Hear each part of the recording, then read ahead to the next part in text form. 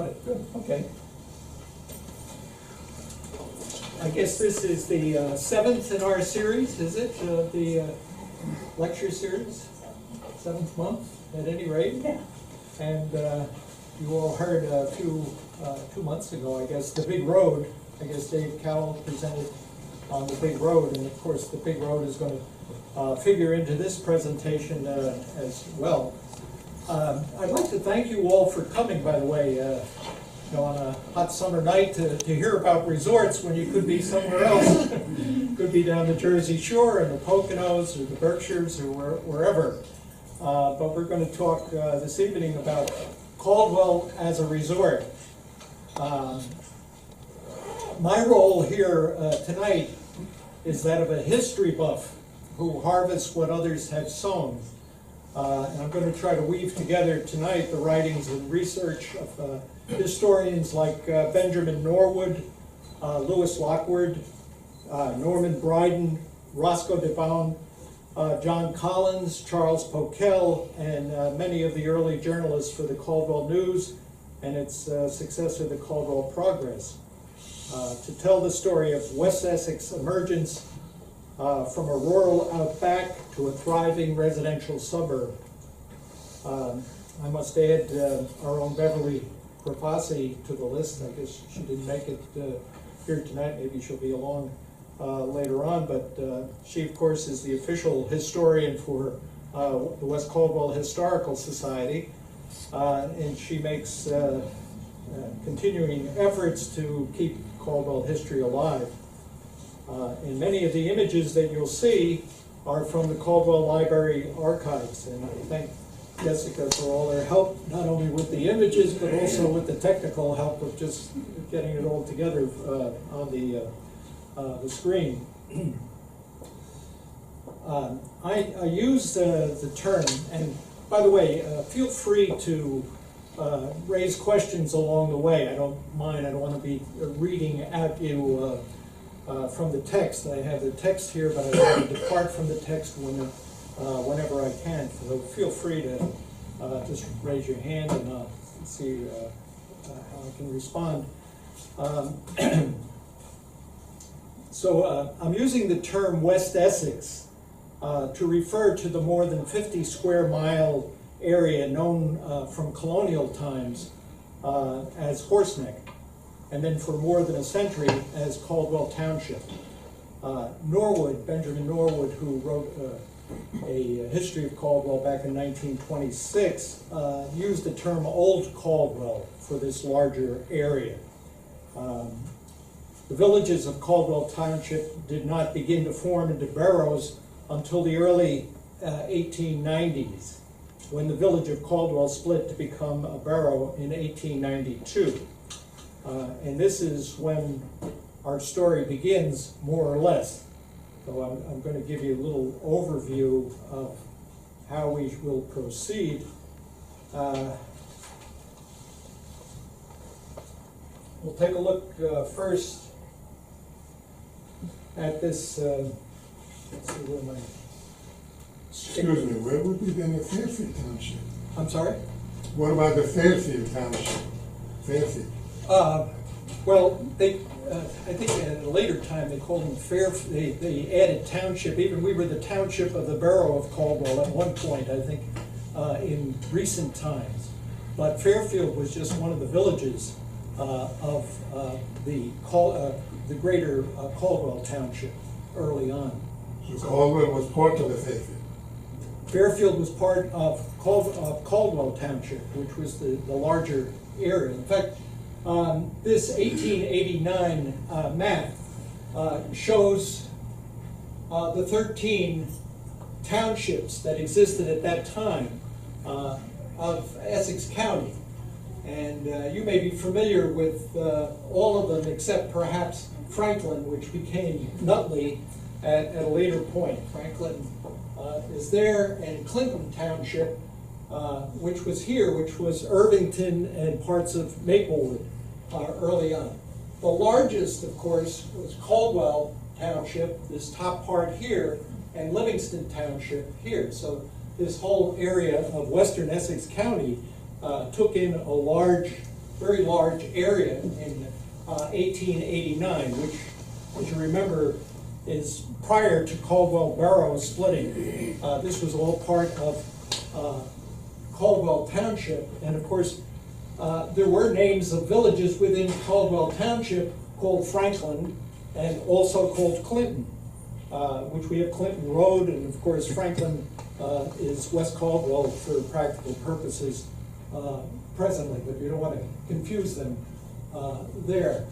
So it was a large area, and I think when we speak of resorts, we're going to be really addressing the larger area than just the borough at that time. So let me pick up from there. Norwood, excuse me, Norwood writes in a chapter that he has in his book called Summer Borders. As early as the 50s, the 1850s, some city folks had found the beautiful slopes of the Watchung Mountains with pure air and pure water a delightful place to spend the summer months. These summer guests sought out and were accommodated with resting places in many farmhouses all over the section. Now that's pretty early to think of the Caldwells as a place that city folks wanted to escape to at that time. But there were a number of things that were happening. Heavy hauling on the big road, Bloomfield Avenue, which, as we know, was the first major commercial highway in the state of New Jersey.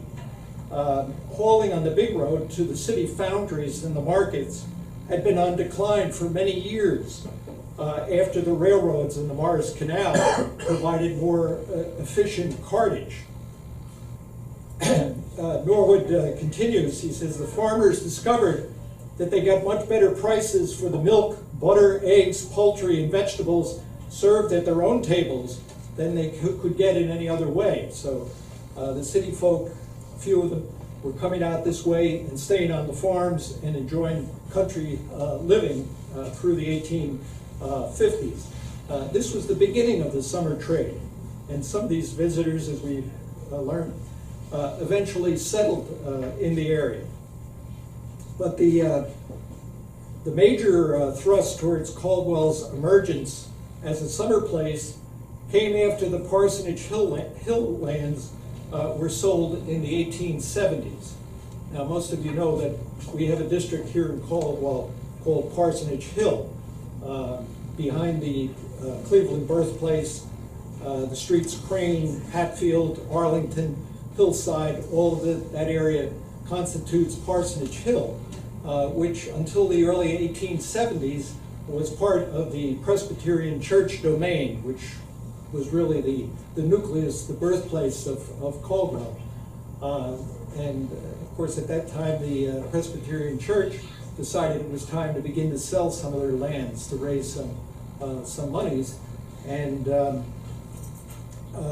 the lands were made available, and of course Lockwood covers this pretty well in his own account of the First Presbyterian Church. But we have wealthy merchants then, bankers, business tycoons. They built summer cottages here in these hills to find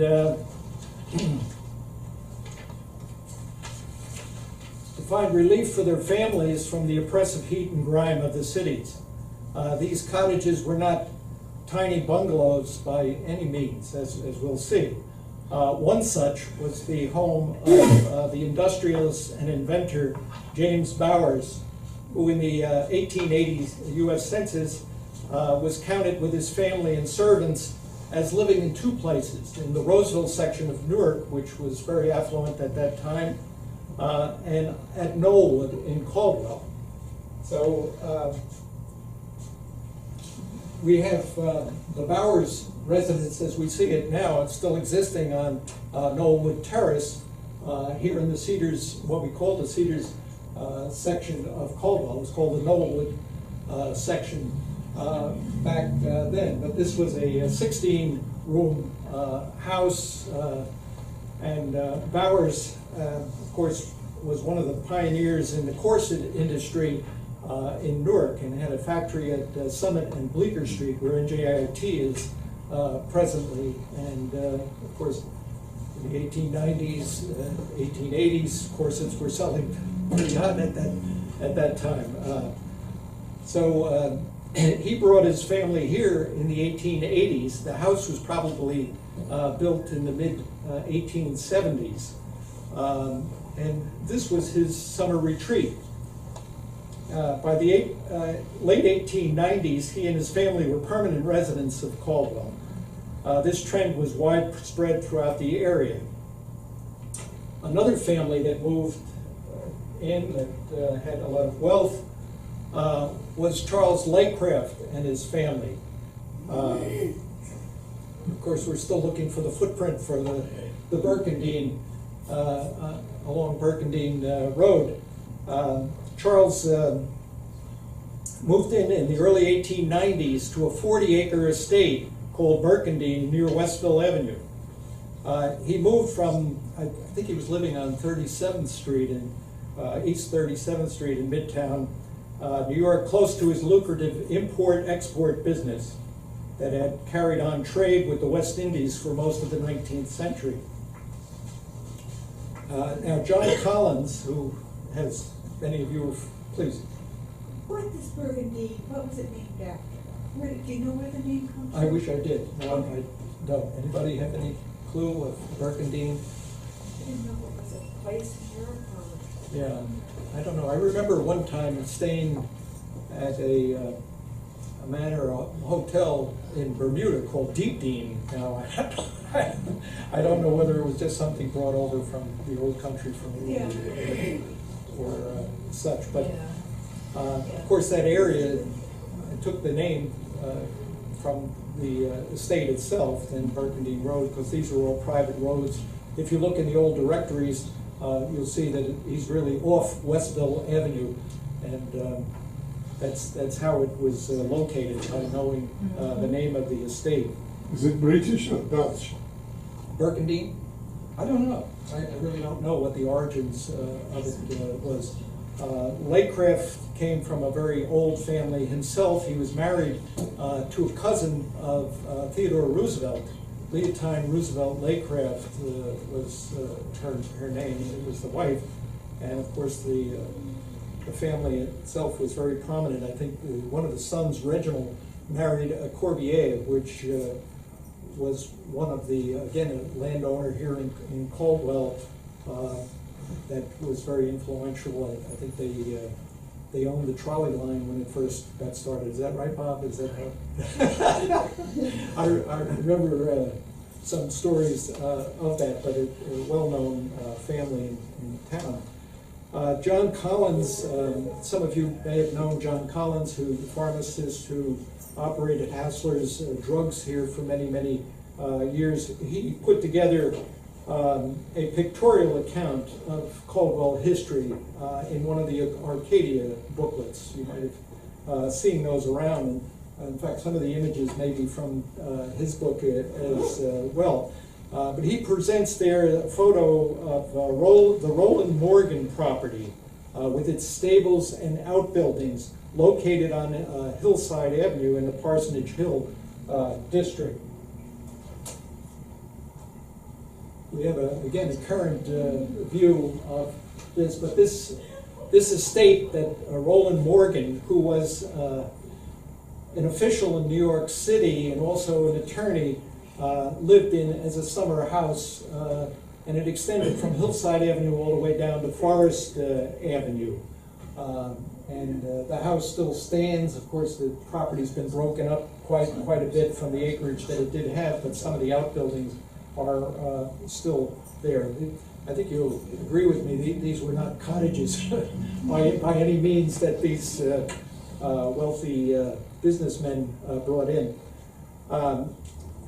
These three no doubt could be called gentlemen farmers.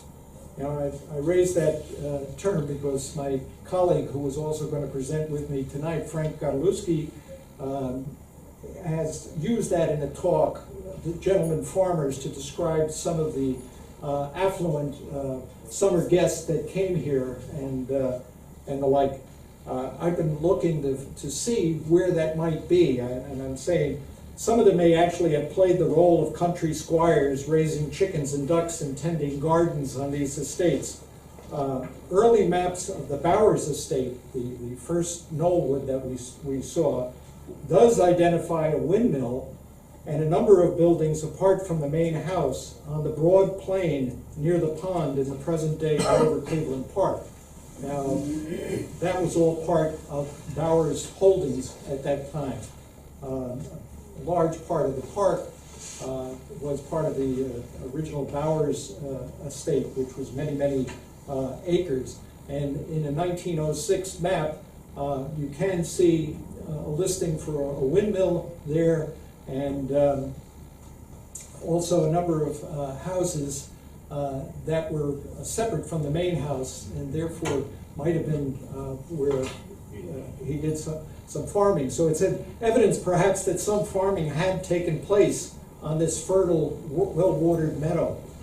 And actually we know there was corn harvested there by the county in 1918 to support the war effort. So we have pictures from the Newark Sunday Call of holding up some of the corn that was harvested in the parklands at that time. It was under the county jurisdiction at that time. So no doubt was fertile land, and these gentlemen farmers may have operated that.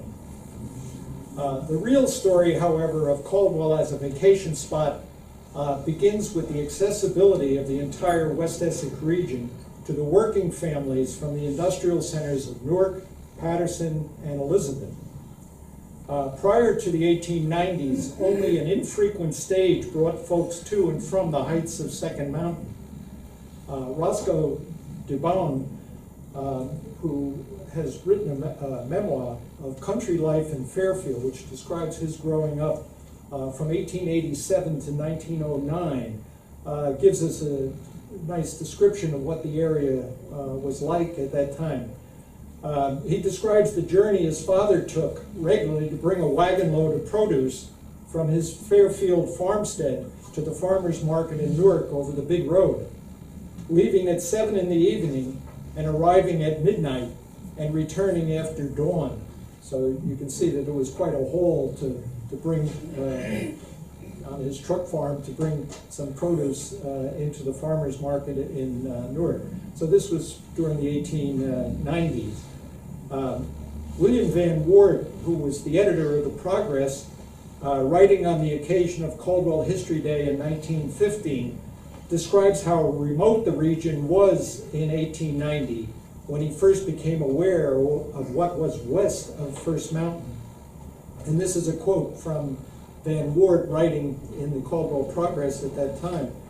Caldwell was spoken of as a pretty little place, and one could reach it by taking the stage leaving the DL&W station. It was reckoned quite a trip from Montclair and quite a journey from Newark and New York. Parsonage Hill was all in woodland, with only slight indications of street lines. When we first came here, there were no sidewalks, very poor roads, except for the main avenue, and only a few stores. And we used to carry our lanterns to go to the post office at night. So you can see it wasn't a vibrant place.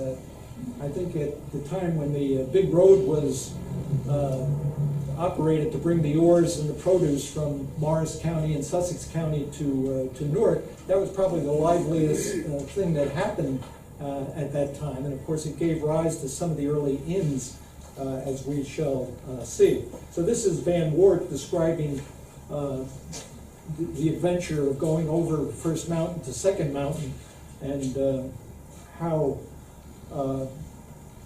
like I say, how rural it was. The local baseball team was called the Rurals. That was the name. But things changed in a very short time. First came the railroad in 1891, which was extended to Essex Fells in 1892. Essex Fells was then under development by Charles Levitt as an exclusive planned community. The trolley arrived in 1896, the first automobile in 1897. Access was now easier. and already old stock real estate was being expanded and converted into hotels and boarding houses. The oldest was the beach house. And it's not that kind of beach. But this is the beach house as depicted in some of these pictorial accounts that we have, and perhaps from the library archive. Yes, okay, we have credit for it there. The library archives itself. I say the oldest because it dates from 1787, the original structure. It served as the manse and the meeting house for the First Presbyterian Church before the church first structure was built. And it had many lives after that. Please. Where was that? Okay, that's a good question. I was going to get to that. That was located exactly on the site of where St. Aloysius Church is right now, right next to the Grover Cleveland birthplace. So this was on the site of St. Aloysius Church. And of course, this is a far cry from what the original house looks like. Lockwood has a picture of this house in his book on the First Presbyterian Church. And there's a shadow outline of the original manse and then how this has been expanded. Actually, Sarah Beach, who gives her name to this house, added stories to this building and expanded it into a boarding house after the Civil War. And it had many adaptations. It had been used as a boarding school for a while, and then another school later on in the, I guess, prior to 1892, the Sisters of St. Dominic, the ones who eventually were up on the hill, or up on with Caldwell University, operated a school there before the mount, so to speak, was formed up on the hill after 1892. So it had many, many lives, and it is the oldest of the three major hotels that we'll see along Bloomfield Avenue here in town. Actually, it was raised in 1913, so it saw its last around 1913. Now, the next oldest house that we can identify here is the Caldwell House. And this is, as you can see from the inscription, one of Caldwell's hotels. Actually, when I was searching through some of the directories, the Caldwell House and the Grand Inn, which we'll talk about later, the Monononk Inn, were the only ones that are listed in the directories as if they were advertising. Most of the boarding houses and other settings where tourists would come were not listed. Either they were known generally or they didn't have a need to list. But the Caldwell House began life as Crane's Tavern in 1803, serving teamsters coming on the big road from Morris and Sussex counties. After the Civil War, it was expanded to become a hotel. Actually, they credit Captain Condit, who was a carpenter and had just returned from the Civil War, with beginning to add the second story to the building and beginning to use it as a hotel. By 1900, it was a major hostelry and saloon operated by John Brady. And by the, they used to call it Brady's Saloon, I guess. By the end of the 1920s, the corner, and here's where that question comes in again. Where was it located? Okay, this was located on where Park and Bloomfield Avenue come together. I guess Minuteman Press is there now, but that whole corner was where the Caldwell House was for over a century. Even at the time that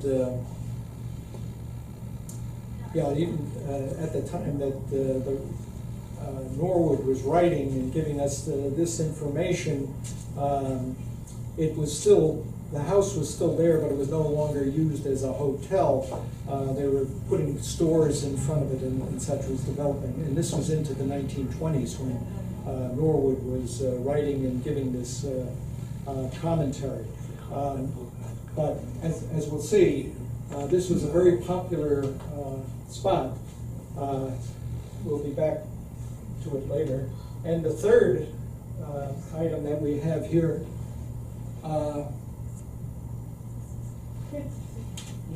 same house? Yeah. Okay, okay, it's another view of the Caldwell House.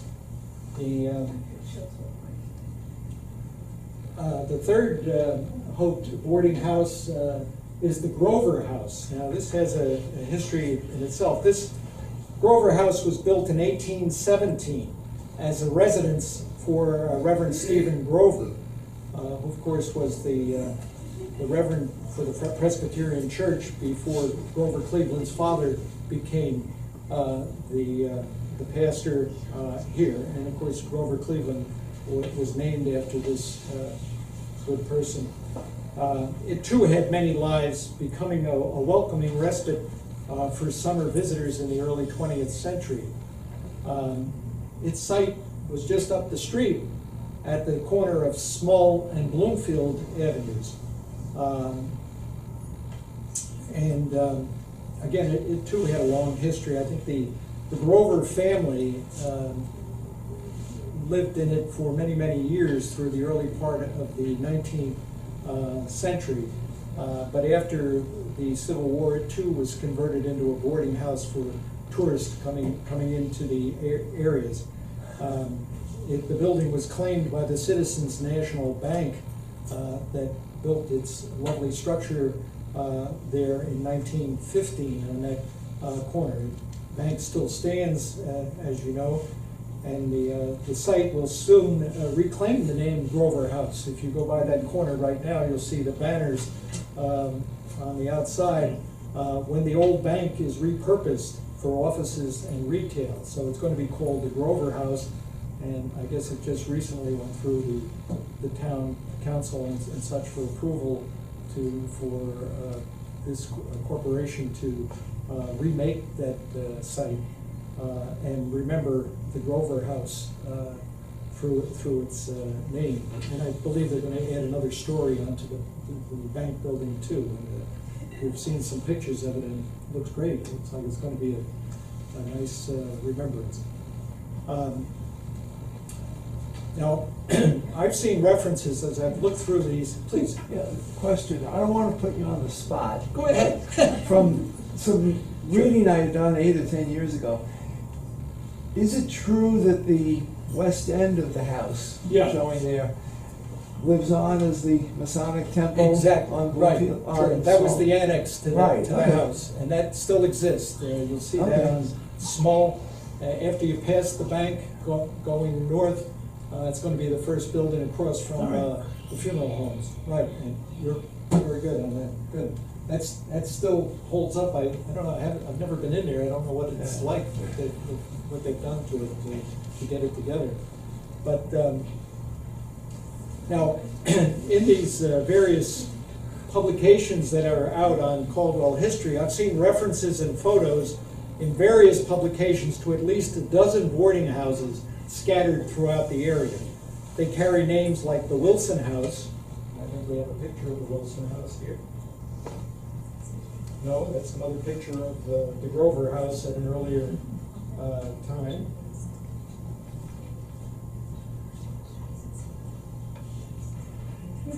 Oh, guess it didn't get into this. We'll hold that. That's not the Wilson House. I do have the Wilson House there somewhere, but it shows up in I guess John Collins's book. The Wilson House was a boarding house on Roseland Avenue, right at the Essex Fells line. And like all of the boarding houses, as we'll see, others names, the Hillside House, Osago Lodge in North Caldwell, Bell's Hotel, the Lodge and Annex in Essex Fells, and there were many more. And as I said before, most did not advertise themselves in the directories.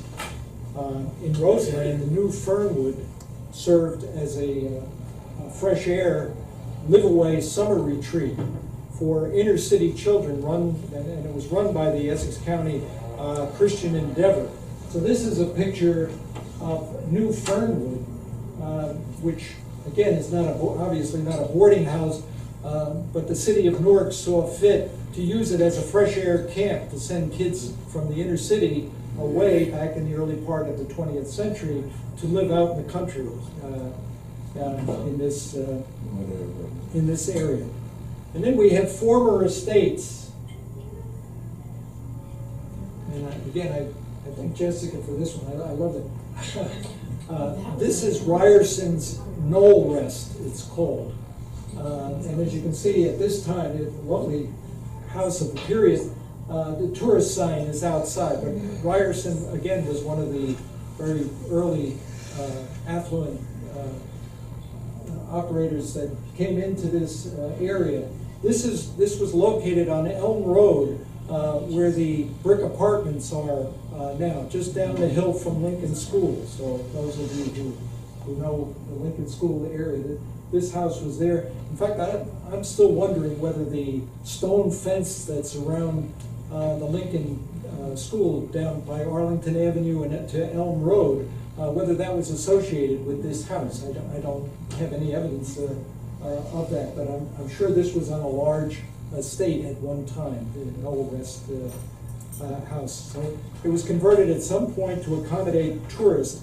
Some of these modest inns accommodated as many as 20 to 35 summer visitors and provided meals for $2 to $3 a night. So it was good living. So the question comes, what attracted all of those people to the summer, during the summer, and at other times to fill those boarding houses and hotels?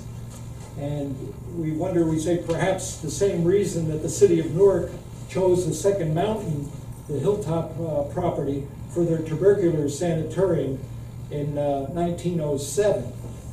The area was billed as one of the three healthiest regions in the country. I'm sure you've all heard that before, and this may be advertising hype, as developers and realtors were eager to sell properties in Essex Fells and in the Caldwell Cedars and throughout the area in the early 1900s. The legendary Monadnock Inn also used this pitch when expanding to 100 rooms from its more modest 1902 roots.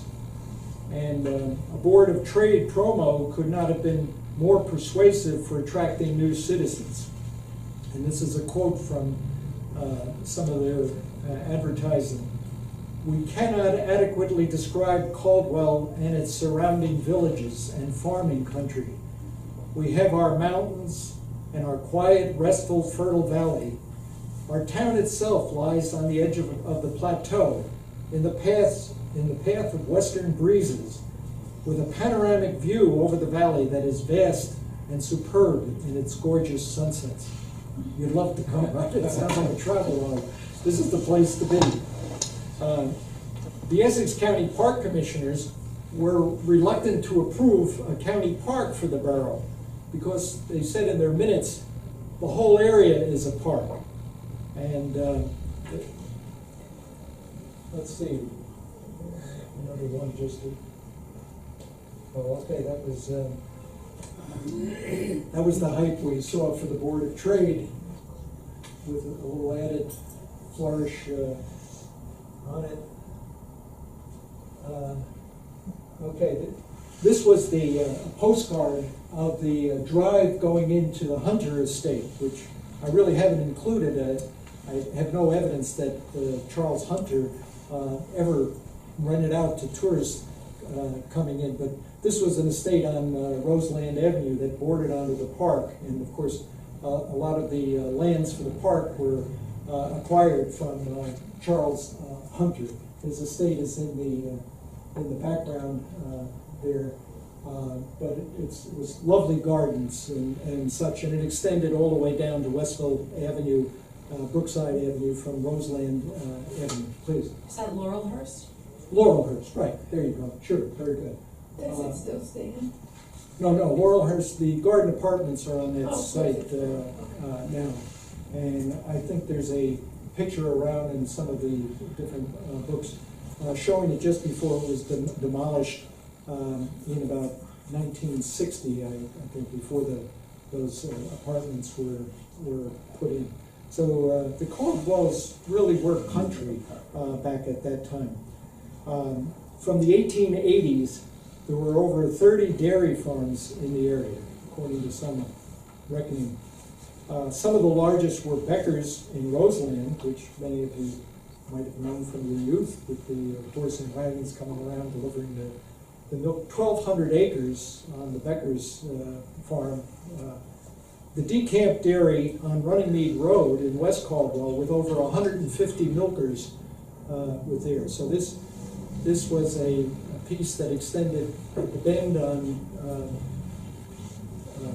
Runningmead Road. If you turn left off Westville Avenue and go down to the bend in the road, that whole area was dairy farm. And we've seen some aerial photos of the buildings and all that existed and such at that time. 150 milkers. Stephen Francisco's Fairfield Dairy on the site of the Essex County Airport, with many hundreds of cows. I think they're talking about 800 there. So at this later period, they tell me that there wasn't a demand for dairies earlier on because most of the people in the cities had their own cows early on in the 19th century. But by the time the cities became more congested and more industrialized and such, the need for dairies out this way increased. And so we have Francisco's Fairfield Dairy with many hundreds of cows. There was also the Greenbrook Poultry Farm in North Caldwell, which was owned by the Dugan's Bakery, which I knew growing up.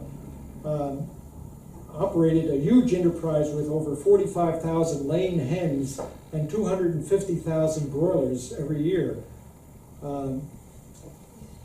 The whole area of Caldwell here, Caldwell Township, the vast area was filled with ponds for fishing, swimming, and ice skating, and hills for sledding, and a river valley. An ad in the Caldwell News for March 1897 announces, went on sleigh rides or straw rides. That was a new one to me. I guess we used to call them hay rides, I guess, but the straw rides. Go to Hawthorne's Hall at the end of the Caldwell Newark trolley line. Best accommodations for private parties. Music furnished, if desired, by Professor Harry Baldwin.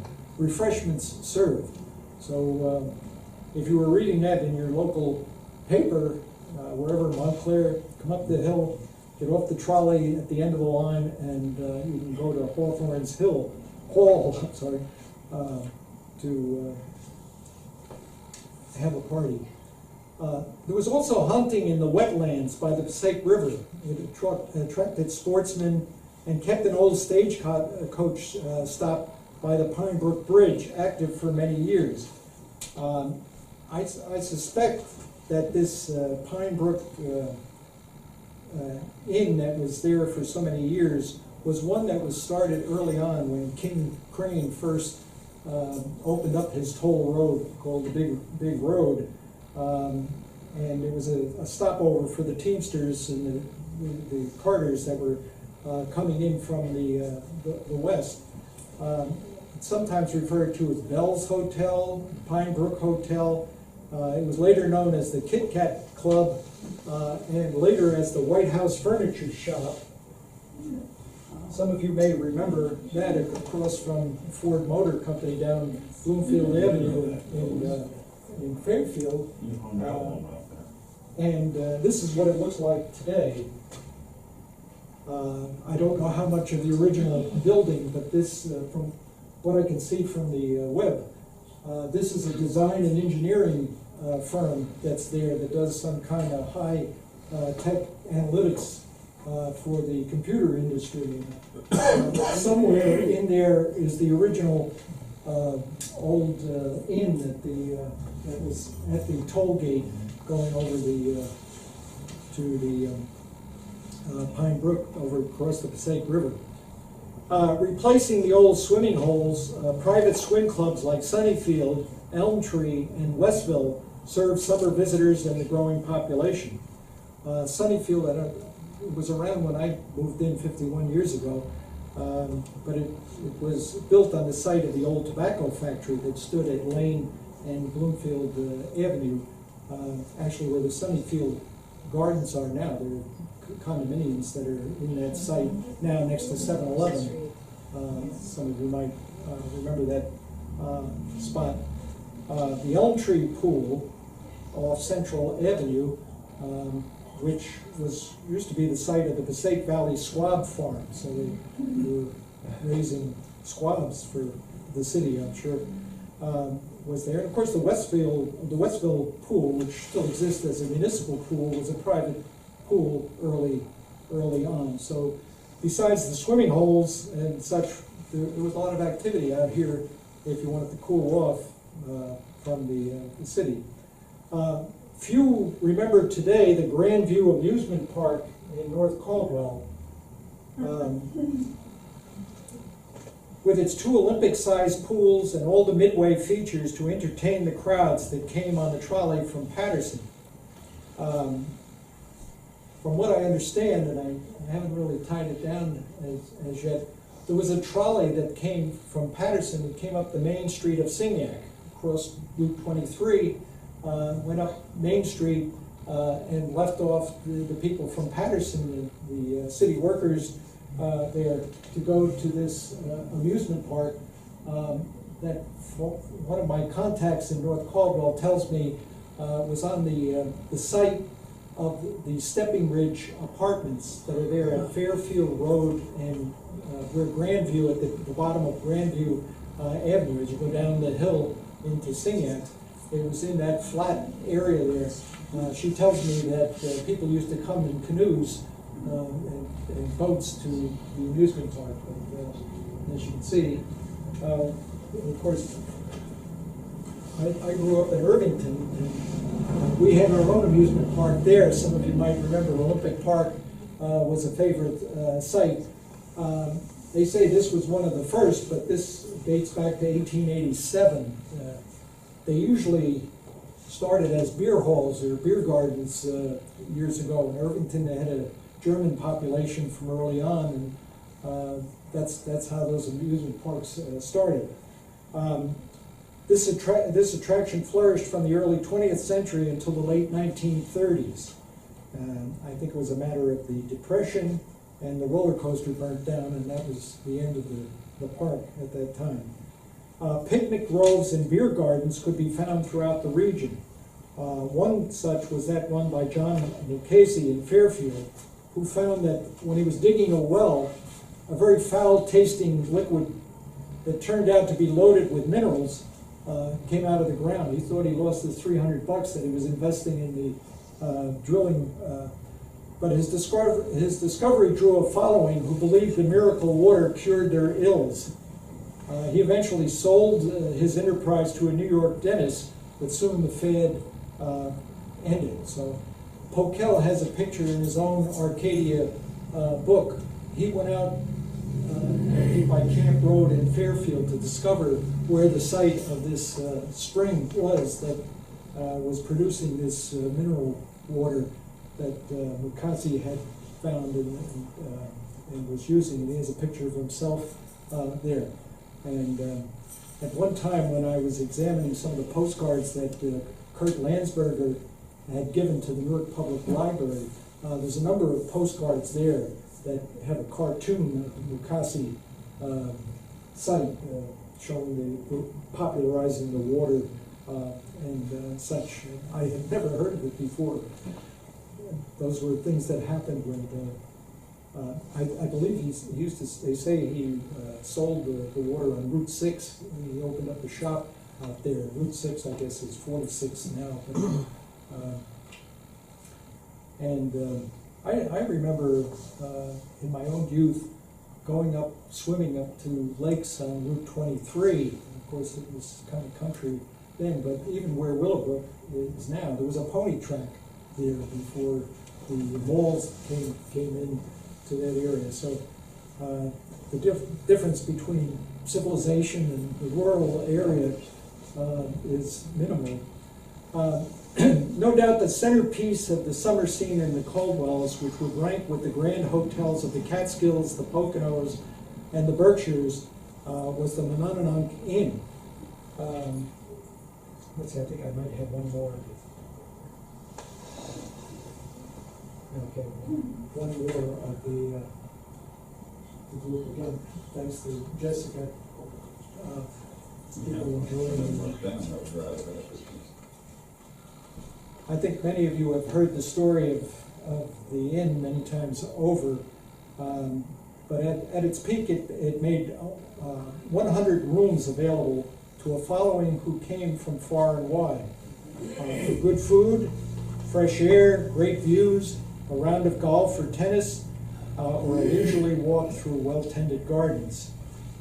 I'm going to try to give the flavor of this popular retreat that hosted many important civic events from its beginnings in 1902 until it was raised in 1940 to make way for the Mary Ann Apartments on Prospect Street and Academy Road. The story begins with the arrival in 1892 of James Fife and his family. This was another of the wealthy businessmen. He was a coffee and spice merchant from New York City, and like other affluent residents of the time, Bowers, Lakecraft, Morgan, Ravens, and others, Fife built his cottage on desirable land overlooking the Passaic Valley and settled down with his family, his wife, 2 daughters, 4 servants, and a coachman. When the trolley was about to arrive in town, he was in opposition. He couldn't beat them, so he joined them. He turned his estate into a hotel, first with 55 rooms, and then expanded to 100 rooms. I'm sure that this is the fuller expansion. His original estate is the house on the right. Here, the Monadnock included a 9-hole golf course, tennis courts, and formal gardens. Its advertising proclaimed an exceptional spring, summer, and autumn resort in the New Jersey hills, noted for its healthfulness and picturesque scenery. Elevation 500 feet, 20 miles or less distant from New York by train or motor. The Caldwell News, which was an early version of the Caldwell Progress, covered social events that were happening during that period. It carried in each edition, I just sampled from 1903, the front page column called the Caldwell Melange. It reported the arrivals and departures of locals and summer visitors. And here's a sampling from May 1903. Edward Dillingham and family of Brooklyn are occupying their summer house home on Crane Street. Mrs. George Harrison has rented her house on Academy Road to Mr. Van Wagenen, manager of the Monadnock Inn. The rooms are to be used as sleeping rooms. The guest register at the inn showed arrivals from Kingston, New York, Hampton, Virginia, all the New York boroughs, Newark, East Orange, and even Dover, New Jersey. Activity was brisk here for over 3 decades.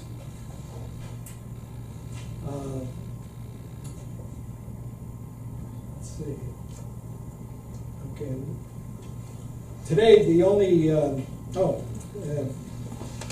clip from the social column of this same Caldwell Melange in June 1903. The first hop of the season was held at the Monadnock Inn on Saturday night. Many prominent citizens of Caldwell were present. After dinner was served, the spacious dining room was cleared for dancing. A string orchestra played, and soon the floor was filled with beautifully gowned young ladies and their escorts. And this goes on in every edition of the Caldwell News. So the comings and goings of all of these people are well recorded. Today, the only remnant of what gala activities took place on the western slope of Second Mountain looking over the Morris Hills, though they called it the Blue Ridge at that early on, is the original Fife homestead at Academy Road and Prospect Street. And again, this is a current view of the house that still stands. When Mr. Fife did come to town during the heyday of his inn, he and his family resided at his home on Roseland Avenue in Essex Fells. So he took up perhaps a smaller residence, we don't know. But that's the story, as I could see it, of the resorts in Caldwell. And we're just missing the Wilson Hotel, somehow it got away with us. Pictures of the interior of the inn, say? Do I? I've seen pictures of it. I don't have any in my collection here, but I think they have pictures looking out at the scene over the, that you might expect, you know, with the wicker chairs on the porch and such. But I think it measured up to That's right. many of the houses. We might. Do we have some more in the collection? If you go on the online exhibit that the library is hosting, there may be some in that, Menominee. Okay, I have some in there, but I dare not tamper with that. Sure. So I thank you all for coming and listening to this, and I hope it's accurate. I know there's something about history and local history that a lot of things get lost in the shuffle, and this is as I could put it together. So thank you very much.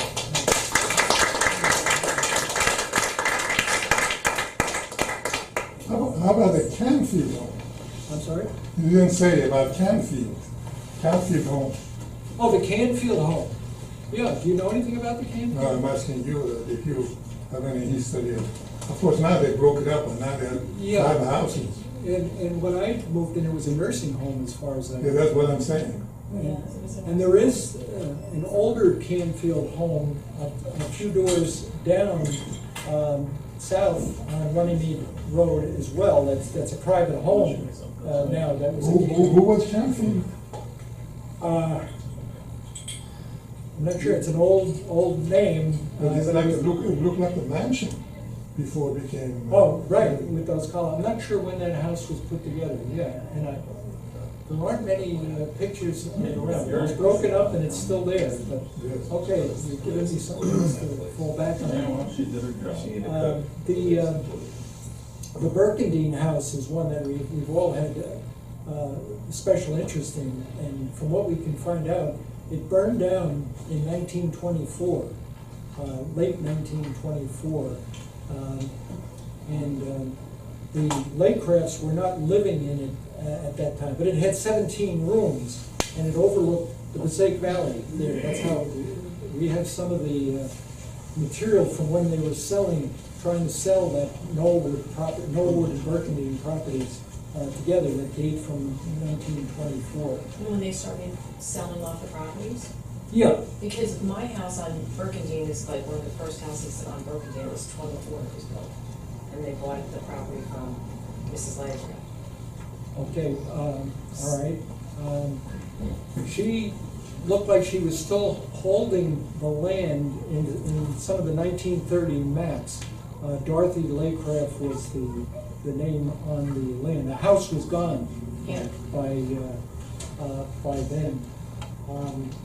But there was the person that lived in the house at that time was a person by the name of Lambie, and he was renting the house. And it was his children that first they were going down ice skating at the pond in the park, and they saw smoke coming from the chimney and realized the house was going on fire.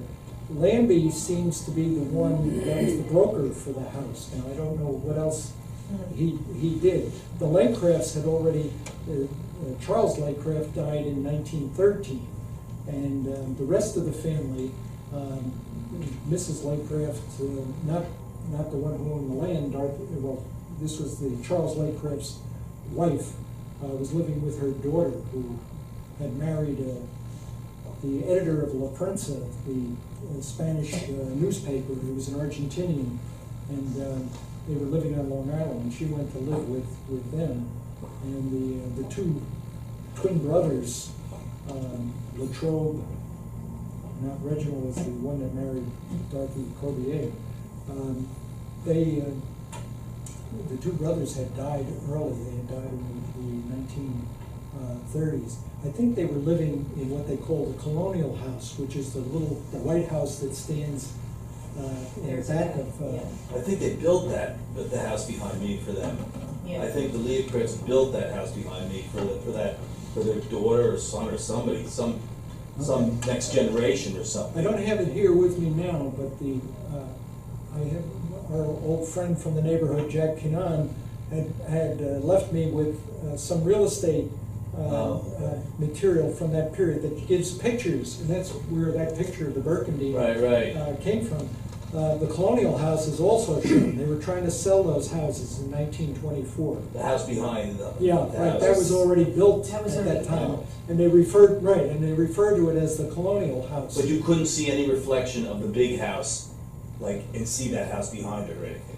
No. No, so it's They that were far two distant. separate- they were It's two so far separate distant pictures. that you wouldn't Right. see them. Okay, Yeah. so then Yeah, I think the Burgundy That's right. House was towards close the to your road, house, Burgundy I Road, think. right, at that point. The fascinating story from the Caldwell News, or the Caldwell Progress at that time about the burning of the house, it was a very cold day. It was in December when these kids recognized that the house was on fire, so the family evacuated the house. Fire departments came from all over the area. There was no active water on the property at that time. So they hooked up out at Westville Avenue by Prospect, and their hoses weren't long enough to go up Burgundy to reach the house. Yeah. And so when they interviewed Reginald, the older son, who was now in charge, and all, he was saying he doubted that they would try to rebuild the house, that there was so much damage to it. But it was a touching story that they had to go out and get some more hose to reach the It was house. a big lawsuit. Not in that era. Not in that era, right? Please. I collect Caldwell postcards and stuff. And I have, I would say, at least 30 different postcards of the Monongahela Camp. Oh, great. And I think the library here has copied an awful lot of my postcards. Okay. But I also have at least 6 sales brochures from the Monongahela, where they would send them out to people that were looking for information on it. One of them shows a stable, and I can't find in anything else that the Monongahela Inn had a stable. But there's a picture of a stable in one of their brochures. There's also a picture of a stagecoach at the Erie Station in one of the Monongahela brochures, picking up or dropping off people at the Erie Station. And there are That was the Caldwell Station. Caldwell Station. Right. There are a few internal pictures of the Monongahela, but not too many in their brochures. But that must have been quite a place. There's also, just for information, there was an inn or a place that rented called the Thermont House. Oh, good. Which I think was on Central Avenue. Okay. There was another one that was across from Sunnyfield Pool, and I can't remember, it might have been the Floral House. Floral House. And I think that Later a speakeasy for they the were last speakeasy for a Right. while. Okay. And Well, that's a great name for a speakeasy, the Floral House. What's that? I said that's a great name for a speakeasy. Well, there was part of it, there was a florist right next to it, right, that's fine. And then there was one called the Hillside House, on Hillside Avenue. Right. And there's a postcard of that, Okay. as well as the one in North Caldwell that you mentioned. Osage Lodge.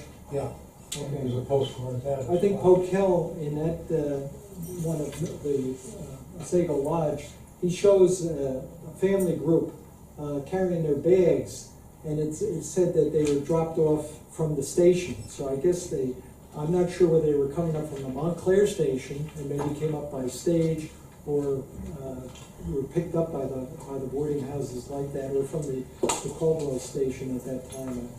It's unclear on that, but that Tremont, it showed up that it was a strange spelling, it was Trew, Something like that. yeah. Mont, and I didn't have know two how to- spellings for it, also Fairmont, Okay, and in the 1923 or 26 directory of Caldwell, it is listed. it is listed, okay, all right, good. One more useless fact, and then I'll Sure. be quiet. The amusement park that you have down there in North Caldwell, there were actually 2 amusement parks in that area. Okay, The one that you showed, I think, was the other one, and was in Little Falls. The Little Falls Historical Society was good enough to give me a brochure that they wrote about the 2, Grandview Park and one in Little Falls. And Grandview Park was definitely almost all in North Caldwell. But the other one, I think, is what they're saying okay. was a different one. Yeah, because when Jessica and I were talking about that, one of the pictures that Jessica came up with was associated with Grandview was the Weaver's Hotel. Yeah. And I took advantage of the Little Falls Library, asked a librarian to find out. She had to check with the Patterson Library about the trolley car, where it ended and such, and I haven't heard back from them as yet. But I'm wondering where the Weaver Hotel might have been. It might have been right in the center of Signac, I perhaps. think it was, and I think there's a sign on that building pointing to Grandview Park. Oh, okay, okay. Well, thank you, I appreciate it very much. Thanks. This is a footnote, not you said, or maybe in because the Mount Pleasant Cemetery in Newark, the historic cemetery, Right, has the resting places of at least 2 of these families you've mentioned. Fife okay. has their resting place there, and the corset maker, I've forgotten his name. Bowers. Bowers has his whole family, Okay, big, you know, Right. this and that. right, okay, he was very important. I imagine quite a few of these gentlemen who came up actually had their final resting places, in Mount Pleasant. Cemetery. which you can visit upon occasion. It's very interesting. Right, well, you guys were down there, so, Yeah. so that was great, yeah. I didn't know Fife though, I thought he had roots in New York, But, well, he's got his end roots in. right. Well, he had, at the time that he built that 1892 house, which is, I'd like to see the inside of that one too, which is down across from the middle school. He had, besides the 4, according to the census, there were 4 servants and a coachman that were there, but he had 2 teenage daughters at that time. I don't know how the family, he obviously, when they started using it as a hotel, he found a place in Essex Fells where he could settle down. More quietly. Yeah, please. Quick question. Do you have any notes on the what was it called? Woodview Dairy? My sister has a bottle that says Woodview Dairy, Caldwell. Woodview. Yeah. I haven't seen that name. Yeah. Yeah, whether they. We're still trying to figure out exactly where it was. Yeah, well, they say there were, the reference that I had, there were about 30 dairies early on, so they might have been just small enterprises. I just stressed the big ones, Becker's. I remember as coming out years ago, as a kid with the Scouts, we camped on Becker's farm. I guess he let us set up our tents out there and do a weekend kind of thing. But you all remember the Centerville Railroad that used to go around. Yeah. And when I moved in to our house on Burkendine, Mr. and Mrs. Evans still lived next door, and they had been there for 50 years. And she told us the story of when they first bought their house, Decamp Dairy was still active. It was still an open dairy behind them, right on Runnymede. Oh, okay. Yeah. So in the 50s, in the 50s, it was still a dairy. Okay. Because that whole Decamp, that whole street, all of those houses are from, I think, the 60s. Yeah, Some are from the 70s. They're These splits. Arcadia books, Collins, now that would, I'm not sure whether it's Collins focused on Caldwell, but they're aerial photos, so Yeah, I've it's seen that, obviously time when the airplane's flying over the, so it was at that, in that time, so it was still operating then, okay. Yeah, because she told us, because we talked about whose house like the year for our house and the year for their house was built in 26. Yeah. So, Well, one of the Caldwell histories that's not well known, Caldwell area histories, is Roscoe DeVon's book. I think it's only available in the Fairfield Library from what I could see, but it's a personal account, and I think he became a bank president up here, maybe with Caldwell National Bank or something at a later point. But his growing up from 1887 to 1909, and what life was like here. It's really touching to get into that. So. thank you, Mr. Collins. Thank you. Thank you. You're in the red house. The red house? No. No, I'm on 17, I'm in the chalet. I'm at The chalet? Yeah, Right. Oh, it's not red anymore. That's No, right. it's not red, it's not the red schoolhouse. Well, No, it's not the red schoolhouse. No, Barbara and Bob were in the red house. Yeah. That's true. All right.